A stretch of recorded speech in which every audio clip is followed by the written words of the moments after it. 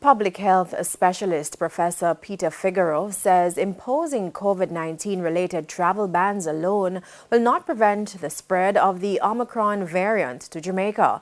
On Saturday, the government imposed travel restrictions on passengers from 8 southern African countries due to the new variant. Since then, the variant has been reported in more than 20 countries, leading to criticism that travel bans are being imposed inconsistently. Professor Figueroa says the travel bans will not make much difference.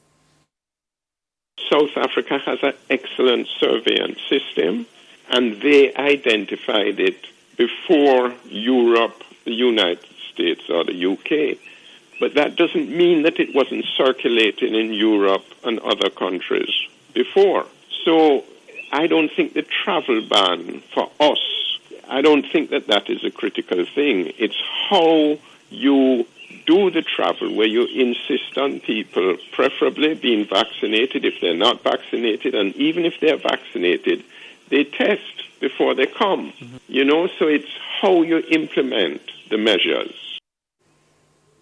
And with cases of Omicron now in the United States, it is felt that it is only a matter of time before it is detected in Jamaica. Health Minister Dr. Christopher Tufton says the ministry is preparing for the inevitable.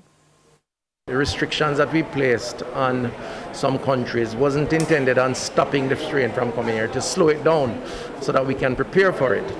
Our bigger markets that we interact with, the US, the UK, I am sure that at some point you're going to hear that the strain is there, and you're hearing that now. What we have to do is just continue to be cautious, but also continue to prepare and continue to get as much information as possible so that we can manage when it would have arrived in Jamaica.